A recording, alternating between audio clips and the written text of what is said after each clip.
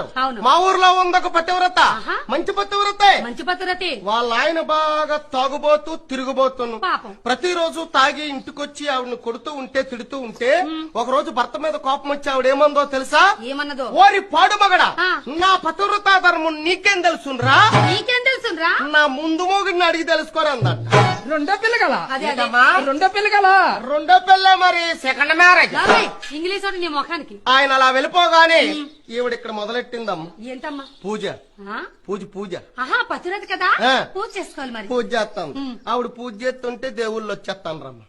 ఎవరు వస్తున్నారు? దేవుళ్ళు దేవుడు రావడం ఏంటి? మా పూజ దేని చేస్తారా? దేవుడి కోసం. దేవుడి కోసం పూజ చేయనప్పుడు దేవుడు రాడా? రాడు. ఊరుకో రాడుగానే. ఊరుకా రాడంటే. నువ్వెప్పుడు పూజ చేయగల? నేను ప్రతిరోజు పూజ చేస్తాను తెలుసా? ప్రతిరోజు ప్రతిరోజు పూజ చేస్తాను. నీ పూజకి దేవుళ్ళు రారా? ఆహా, ఒక దేవుడు అని రాడా? ఒక్క దేవుడు రాడు. మరి ఎందుకమ్మ నీ పూజ అనవసరం? పూజ ఖర్చులు దండుగు. ఖర్చు లేదండుగా. మా ఊర్లో పతివ్రత అలాగేటి. ఎలాగా? పూజ మీద పూజ, పూజ మీద పూజ, పూజ మీద పూజ చేస్తుంటే దేవుడు వెనకాల దేవుడు, దేవుడు వెనకాల దేవుడు, దేవుడు వెనకాల దేవుడు వచ్చేస్తాను. ఆహా. ఈ వచ్చి దేవుళ్ళు ఆ. ఈ ద్వారం వంట రావడం, ఆ. ఇక్కడ పూజ చూసుకోవడం, దక్షిణ సమర్పించడం, మరలా ఈ ద్వారం వంట పోవడమే. అది కాదు, ఆ. ఈ ద్వారం వెంబటి వచ్చిన వాళ్ళు ఆ. మళ్ళీ ఇలాగే కదా వెళ్ళాలి. అమ్మో దేవుడు దేవుడు గుద్దుకొని ట్రాఫిక్ జామ్ అయిపోద్ది. అలాగా? ఒక దేవుడి సంగతి ఇంకో దేవుడికి తెలియకూడదు. అది సంగతి. ఆ. బాగుంది. ఆవిడ పూజ మీద పూజ, పూజ మీద పూజ, పూజ మీద